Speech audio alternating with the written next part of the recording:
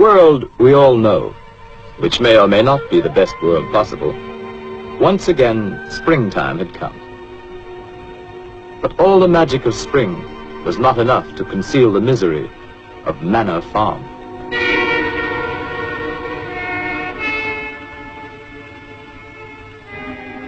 Once thriving and fruitful, the farm and its owner, Mr. Jones, had fallen on evil days. Beset by problems of his own making, Mr. Jones had turned to drink. And for his misery, he had found poor company.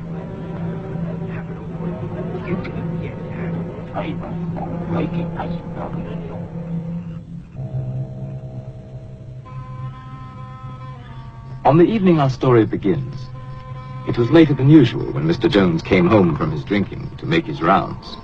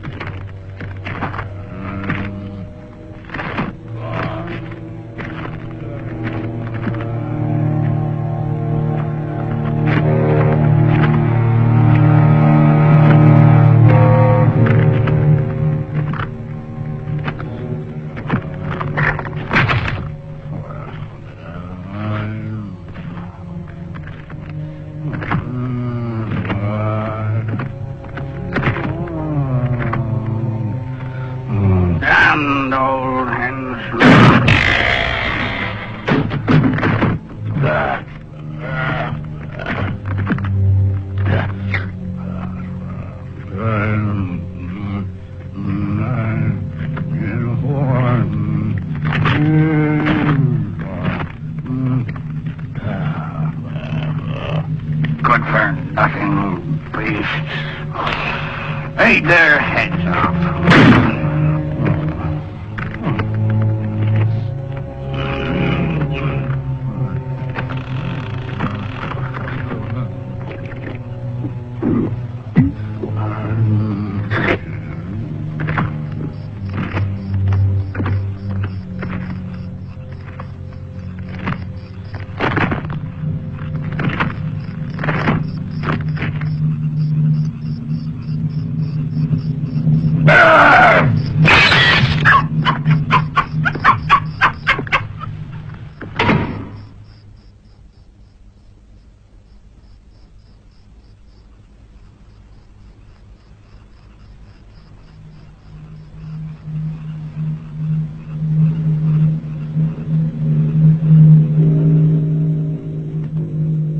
On this night, all the animals had agreed that as soon as Mr. Jones was in bed, they would gather in the main barn for a secret meeting, called by Old Major, the prize boar hog, who because of his years was regarded as by far the wisest of the animals.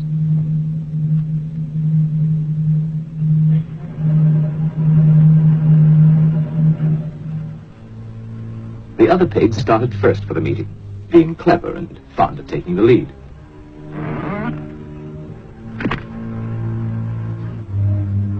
They were followed by Boxer, largest and strongest of the horses, and his devoted friend, Benjamin, the donkey. All the other animals, great and small, were anxious to get there, for such a meeting had never been held before.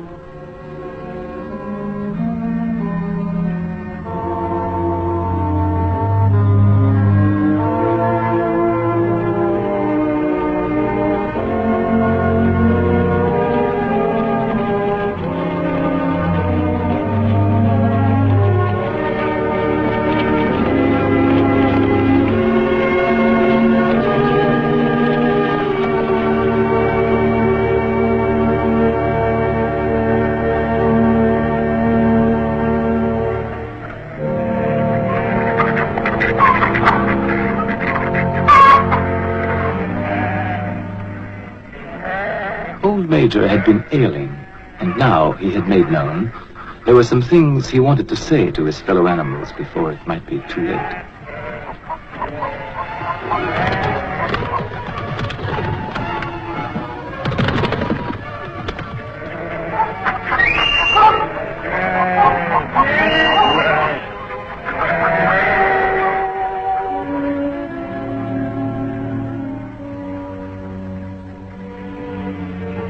It took a while for all to find their seats. The pigs had taken up the best positions immediately in front of the platform. Among them, Snowball, determined to get a good view. And Napoleon, equally determined, and even less polite.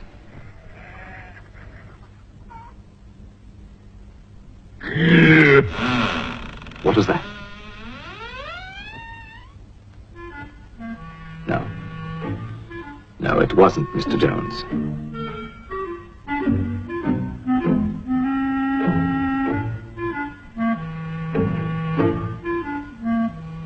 And at last, everyone could be settled to hear Old Major. My dear friends, I have lived a long life. I have had much time for thought as I lay alone in my stall. I won't be with you much longer. And before I die, there's something I want to tell you. Few of us will ever know the blessings of a peaceful old age. You, boxer, when you have given the last of your great strength, what then?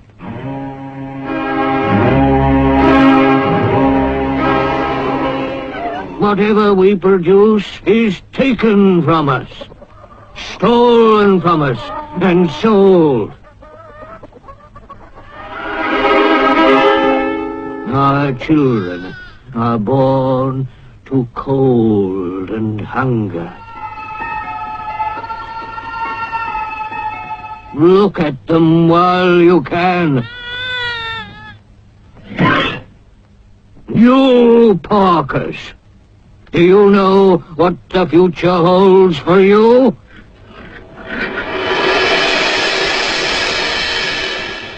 Do we deserve such a fate? Is this farm too poor to support us all? No, comrades. The farm is rich, but we'll never get our rightful share from Farmer Jones. Overthrow this evil tyrant, and we shall be rich and free. Comrades!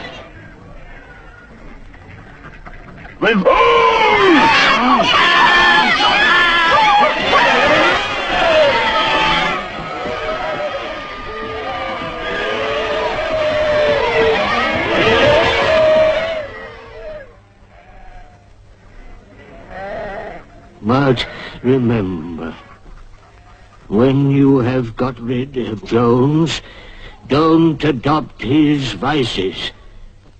We animals are brothers, large or small, clever or simple, fur or feathers. Now and forever, all animals are equal.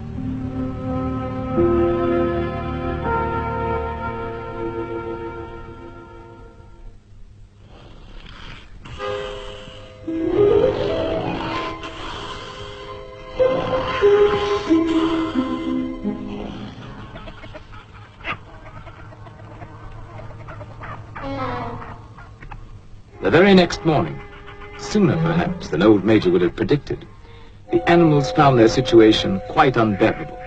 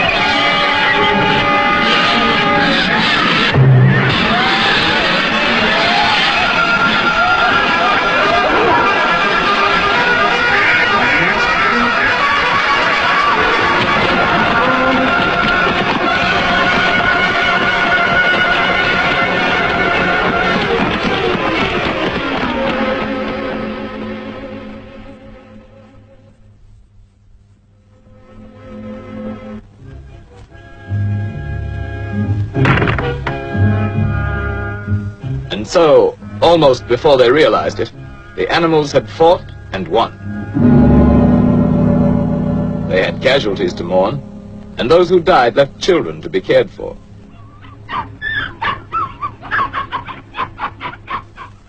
But Manor Farm was theirs, and they lost no time in destroying everything that reminded them of hateful Mr. Jones.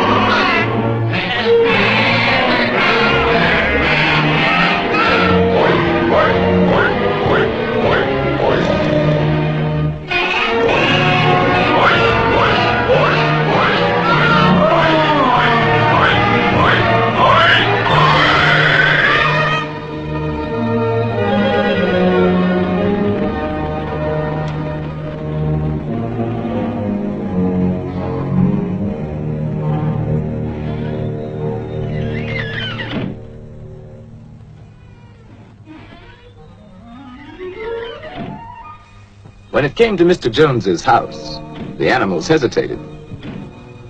Napoleon showed the way, but Snowball took the lead in entering the place where their tyrant had lived.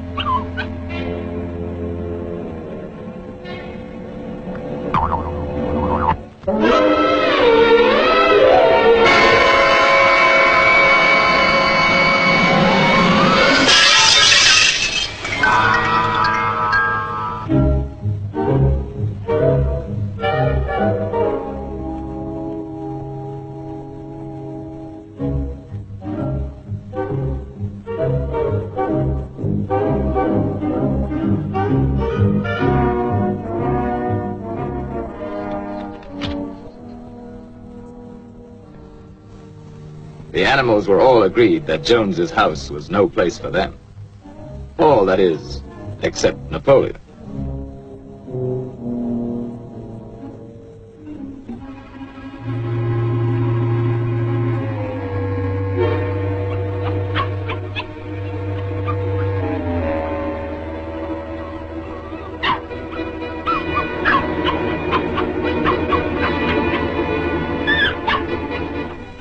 Meantime, Snowball led the other animals in organizing a new society, which they now named Animal Farm.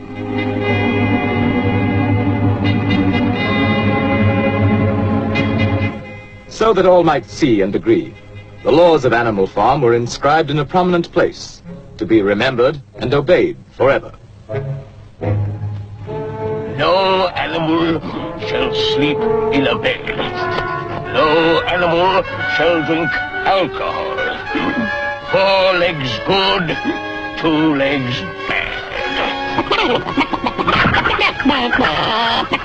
Wings, Countess legs.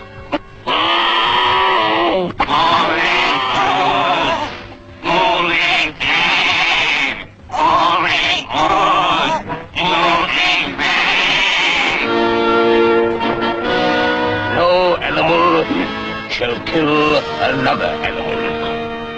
All animals are equal.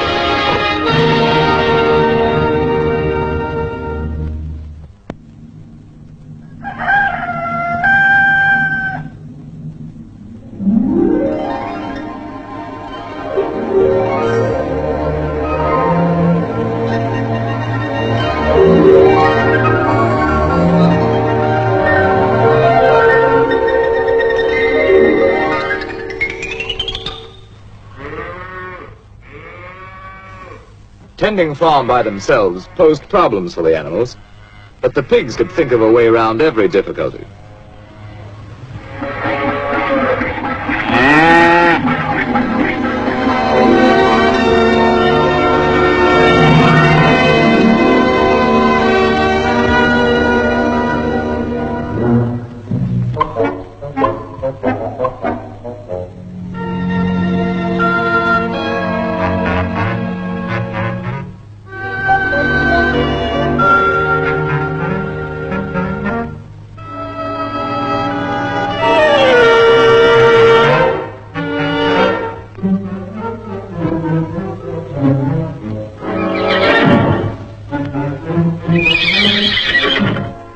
Boxer was the admiration of everybody. He had been a hard worker in Jones's time, but now he seemed more like 3 horses in one.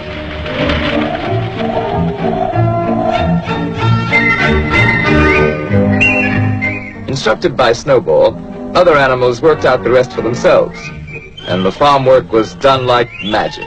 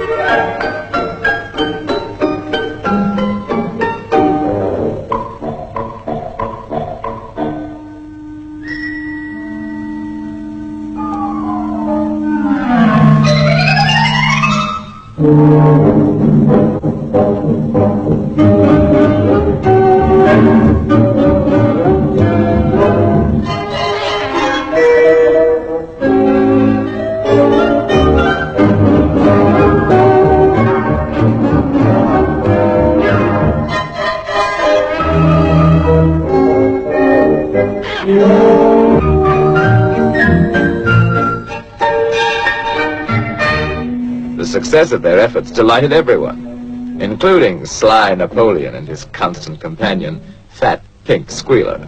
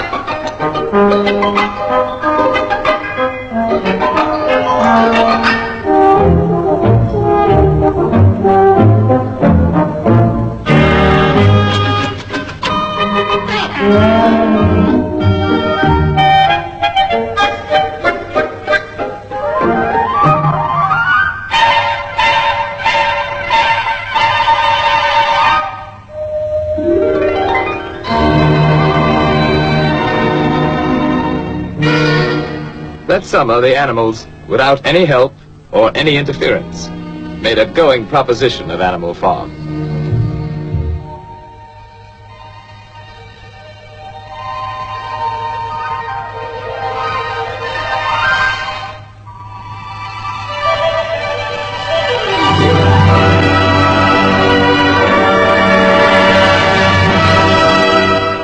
The fields yielded richly, and they were cut and gleaned with diligence and devotion.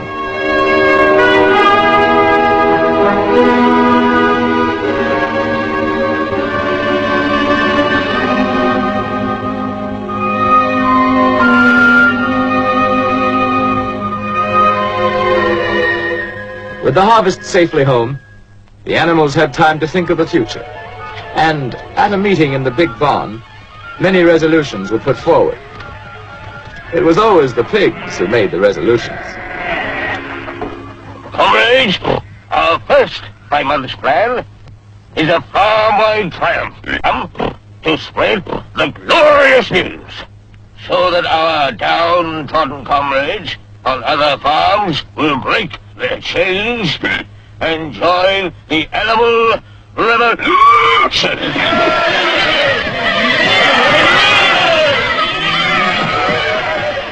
Go! Tell the wonders of Animal Farm to the world!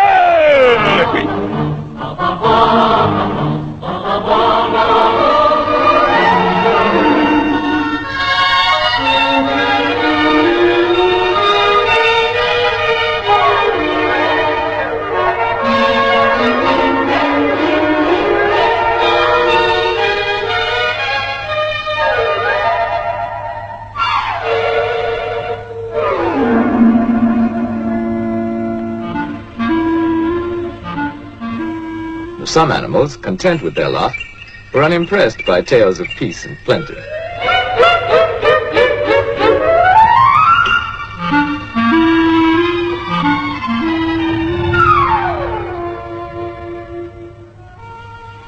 Others, happy in their own surroundings, were alarmed at the thought of any change.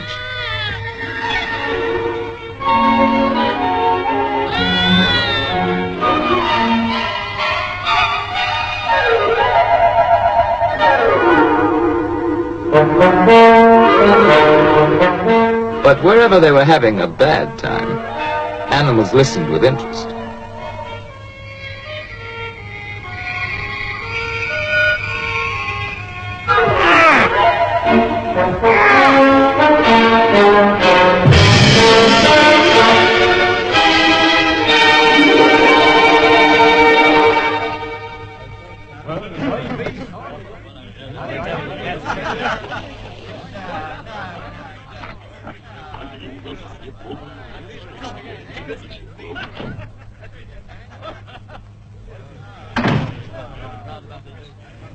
In certain quarters, the rebellious behavior of a lot of dumb animals caused indignation and much conversation. But nothing was done about it, for the drunken Mr. Jones and his cronies did not know what to do.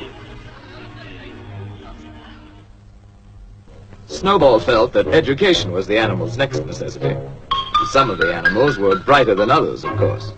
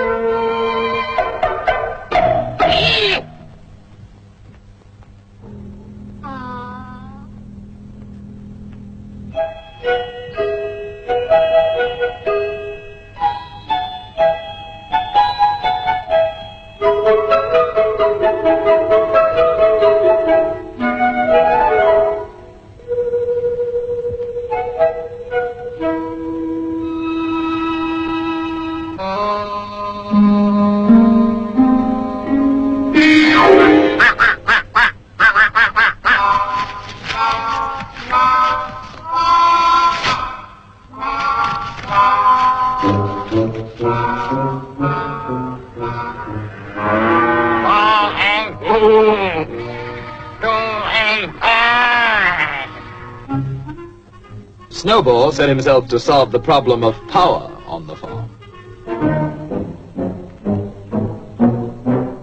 And so did Napoleon.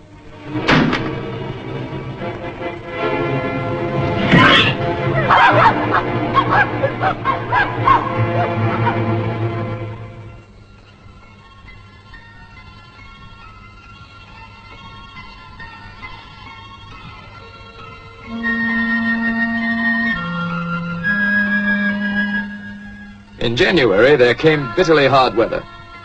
Inexperienced management brought shortages to Animal Farm. But Snowball continued his thinking for the future. And in such thoughts, he was not alone.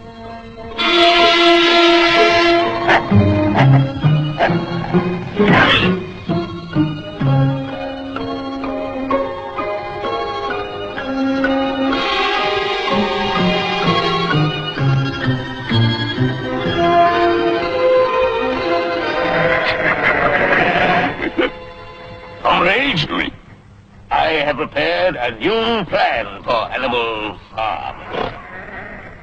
Here it is. All it needs is your vote. At first, we will have to work more and eat less. But my plan will bring us electricity. It will mean a warm barn in winter. A light in every stall. Sky at roost. Luxury for all! Comrades, in one short year, Animal Farm will be the finest in the world. Dreams. A vote for my plan is a vote for the life you people. It's a lie. I'll promise you a 4-day week. Bosh! Perhaps a 3-day week. Nonsense! All-day week!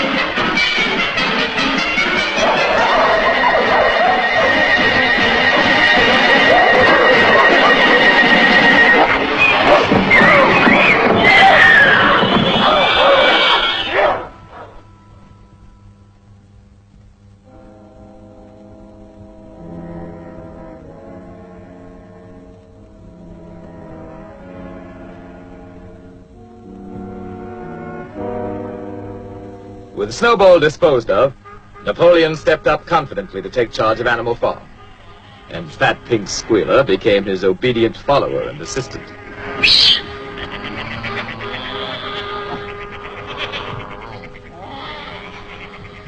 Comrades, Snowball is a traitor.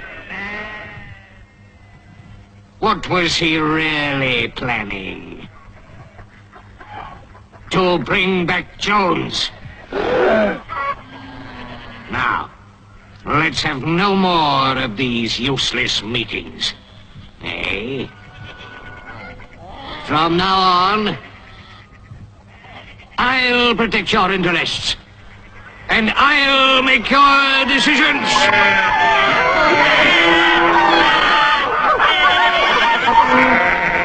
Let me show you my plan for Animal Farm.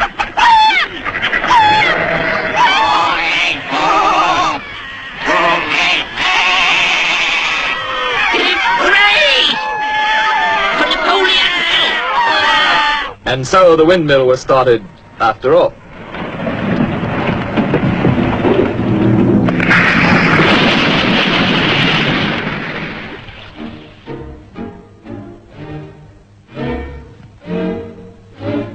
Nothing could have been achieved without Boxer, whose strength was greater than that of all the other animals put together.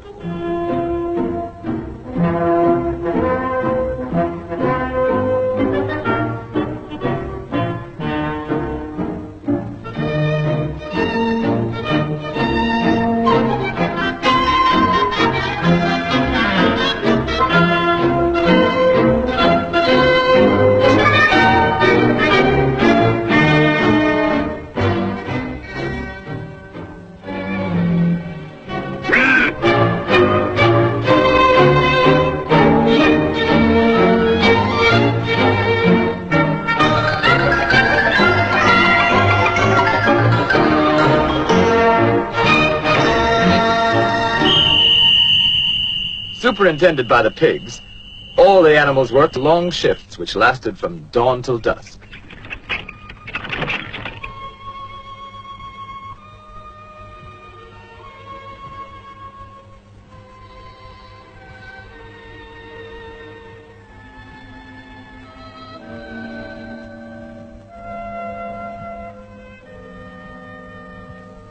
Rations were shortened for the workers, But the pigs, by virtue of their brain work, were plentifully provided for.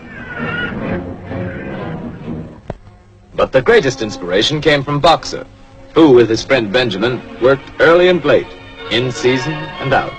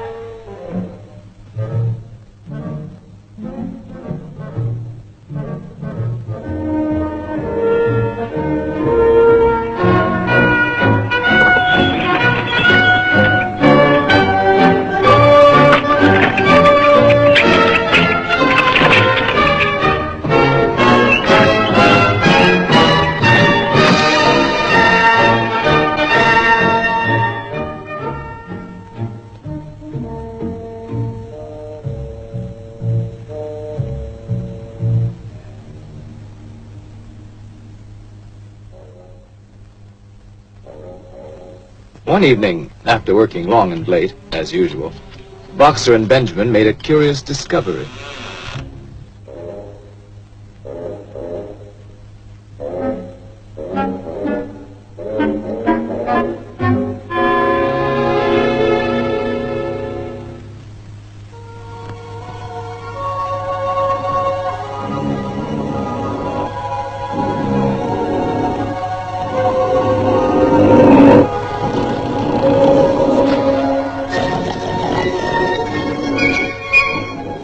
Word of what now went on at night in Jones's house spread quickly through Animal Farm. Some of the animals thought they remembered a law against beds, but obviously they were mistaken.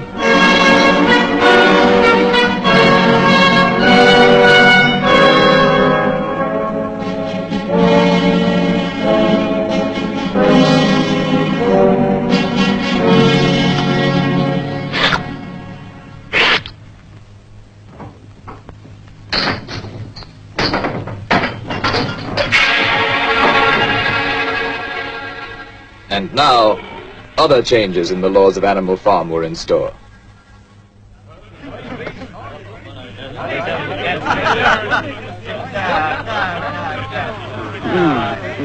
Those ungrateful beasts of yours? Cheer up. They won't last. Another winter will bring them to their knees. Anyway, where are they gonna buy the things they need? In Mr. Jones's circle, the subject of shortages at Animal Farm was a popular one. And the sharp trader named Whimper was just the sort to do something about it.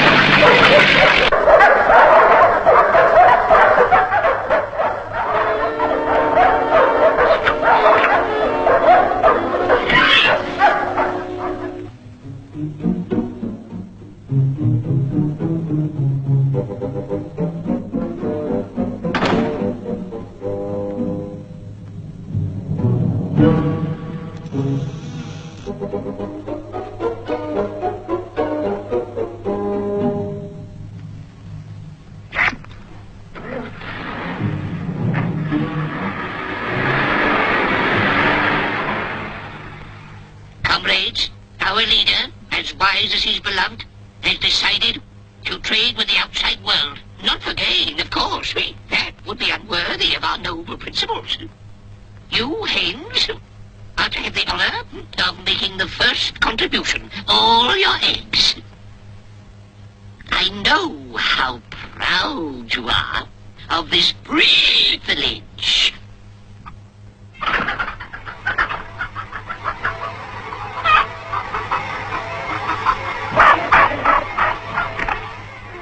chickens seem to remember old Major saying that their eggs should never be taken from them.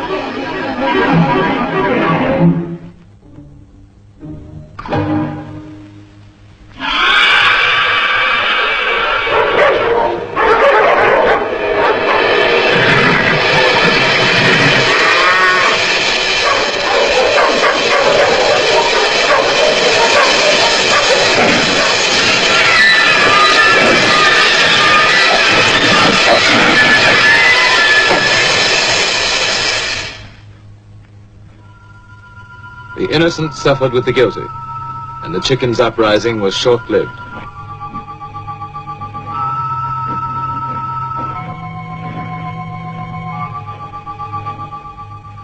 Comrades, I have made a terrible discovery. There are traitors among us. Yes, comrades. In league with Jones and Snowball. To destroy Animal Farm.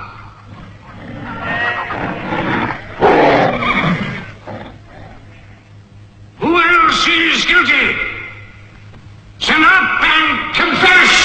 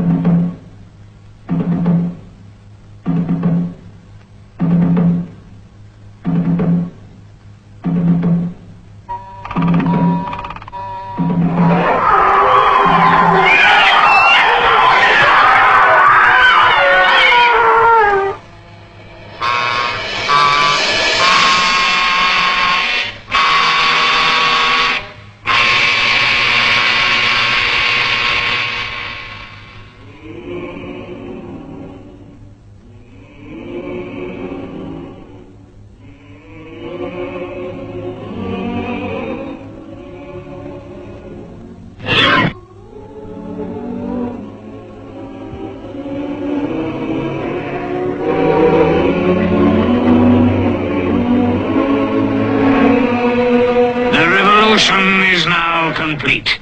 We have no more use for that song. See, it is now forbidden, under penalty of death.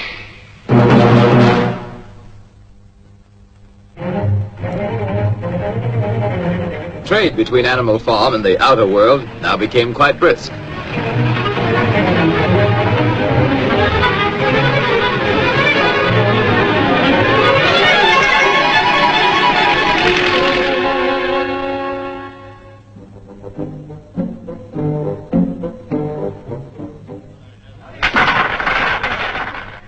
As might be expected, Mr. Whymper's profits inspired others to seek their share, or at least give vent to their jealousy. Animal Farm seems to be making money. For Whymper.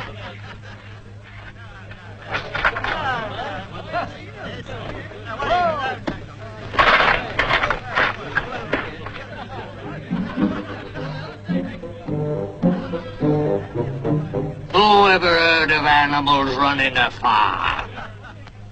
Have you seen a windmill? Come on, let's kick him out. Yes, kick him out.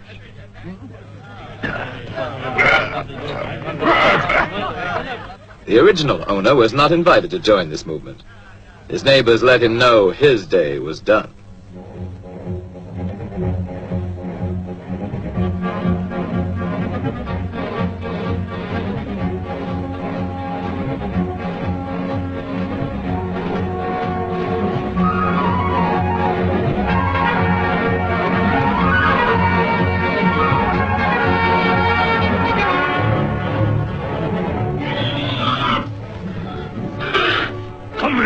The enemy has mobilized all his forces against us. We must save Animal Farm from the hateful enemy. At all costs, with animals.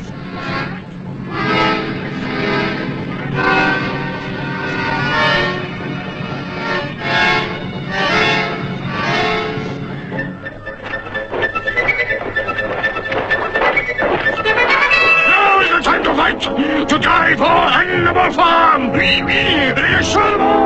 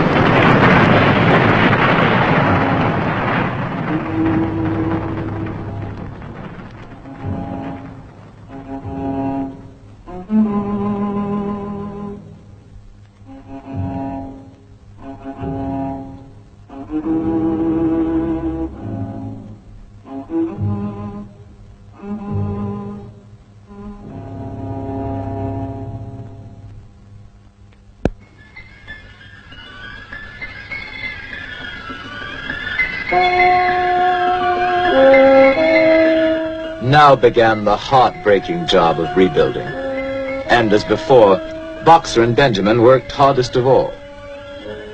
By now, supervision of the work by pigs was hardly necessary, so they had time for less laborious pursuits.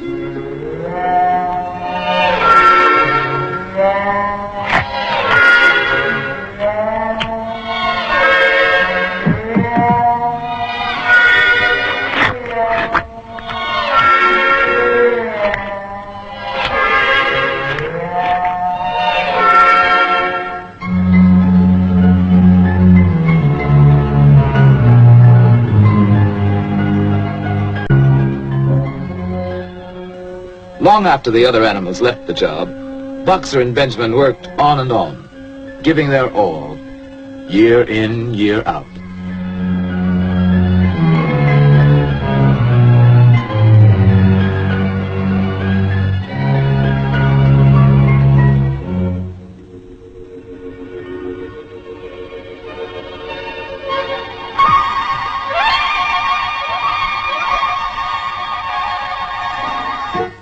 A new generation of pigs grew up, endowed with what were considered arts and graces very flattering to Animal Farm and its presiding genius.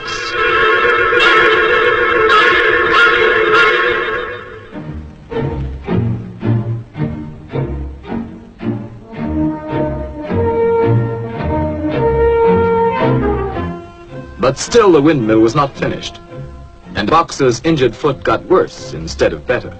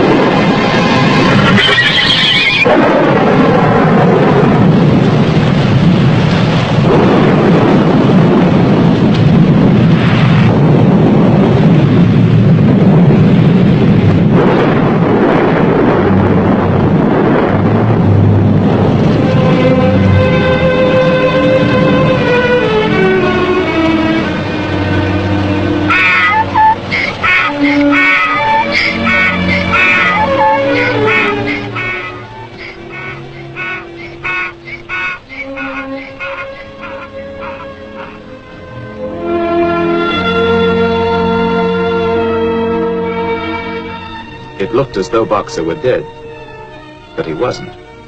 Not quite. Boxer's hurt bad. He'll never work again. What do we do?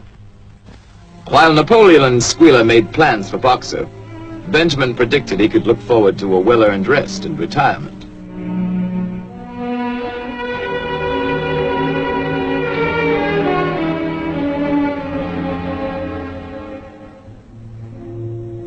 Next day, the windmill work went on as usual, but now without Boxer. And during the morning, what appeared to be an ambulance arrived. Only Benjamin suspected it wasn't an ambulance.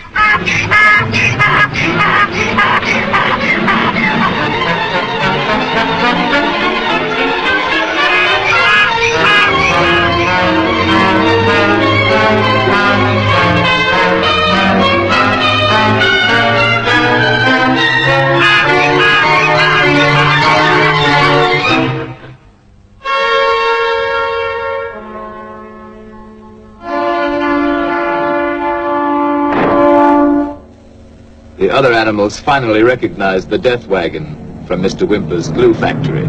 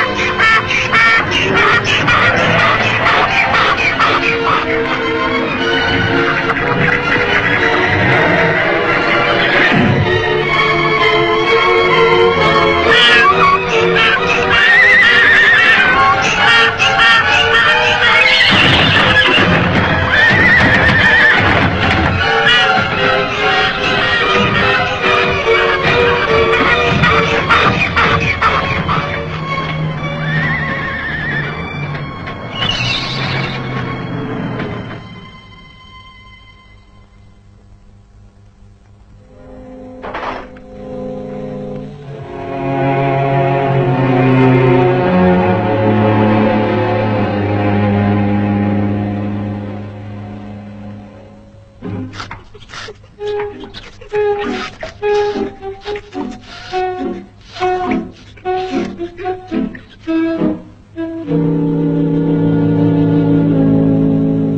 was with him right to the end. His last words were, "Forward, comrades! Long live Napoleon!"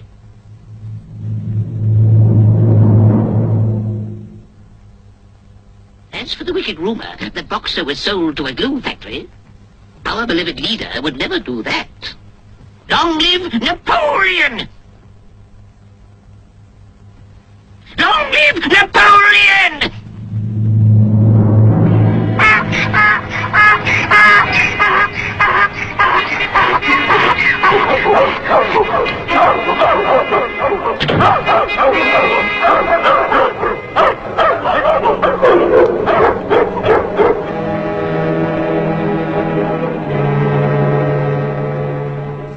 And that night, the pigs drank to Boxer's memory in the whiskey they had bought with Boxer's life.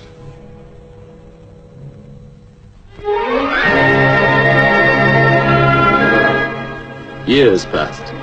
The seasons came and went. The short animal lives fled by. The completed windmill stood as a monument to its builder's faith and sacrifice. But the animal's revolution was only dimly remembered. Outwardly, Animal Farm appeared prosperous. But the animals themselves were no better off, with the exception of the pigs and their supreme leader, Napoleon.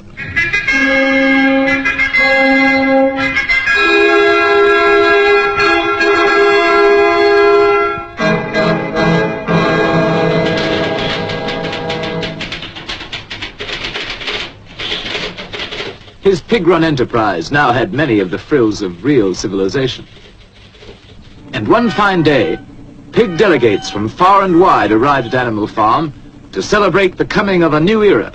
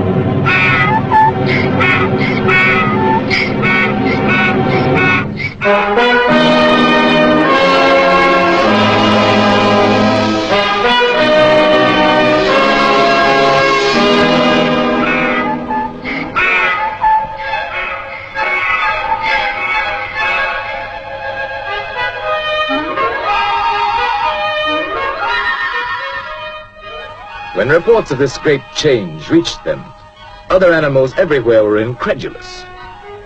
Dismayed and indignant, they headed toward Animal Farm from all directions, instinctively uniting once again in common cause.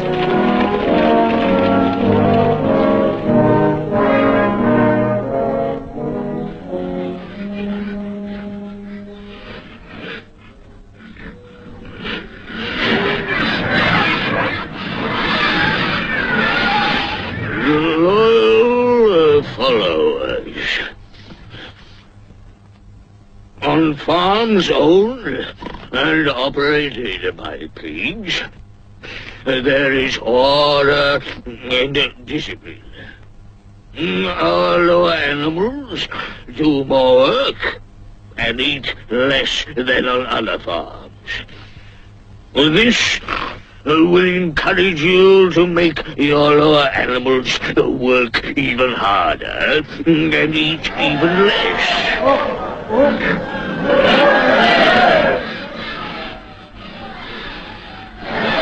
To a greater Animal Farm, to peace and plenty under pig rule.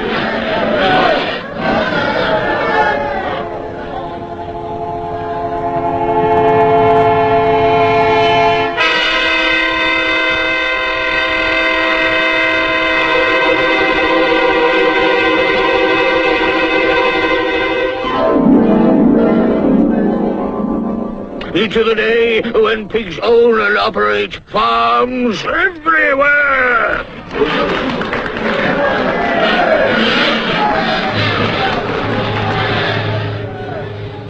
To the animals, it now seemed that their world, which may or may not someday become a happy place to live in, was worse than ever for ordinary creatures. And another moment had come when they must do something about it.